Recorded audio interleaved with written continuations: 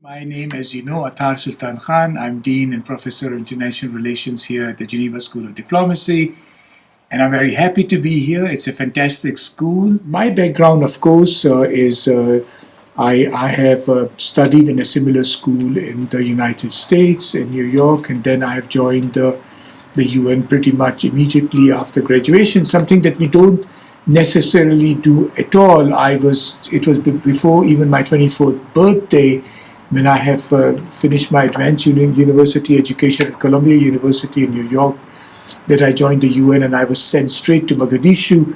Since then, I went to many different places. I was in Somalia, in Sudan, in Cameroon, and in Democratic Republic of Congo, and I was in North Africa, and then several times to Geneva, and more notably, I was a chef de cabinet, chief of staff of UNHCR for almost a decade and a half, with 3 high commissioners, including the current Secretary General, who I served for 10 and a half years, then later on as a special advisor in New York. Diplomacy is a tool which is so important in our work, like the Secretary General have said, and recently at the General Assembly as well, that we have to use more multilateral diplomacy to resolve conflict and bring peace and security. The coronavirus stopped economic growth and prosperity. People say, I don't have a job, I lost this and I lost that.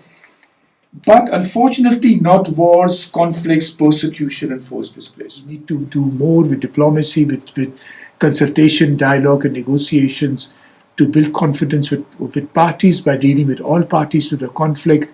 To resolve conflict, we need to understand the political perspectives and perceptions that shape our world. The world has created because of wars, etc., and been marketing this to a culture of trust. Because you have noticed there's always a fear element everywhere. That you come back, my God, I have to put a camera, I have to have a security guard, I have to have this and that. So you have to move away from the culture of fear which the world is marketing and create it to a culture of trust. Most of our professors have a background applying diplomacy in the field, and that's why they provide this credible education to students. Students should also know what they are getting into. A point that I just said earlier is that they should be motivated if they want to work in the international organizations. And also to remember that the UN delivery points are not in Vienna, Paris, New York, Geneva, but they are in the deep field, in the Horn of Africa, in Southwest Asia, in South America, and so forth. So they understand that if they want to join the UN, they should be committed and motivated to do so in these parts of the world where we have politically complex programs going on. Thank you very much.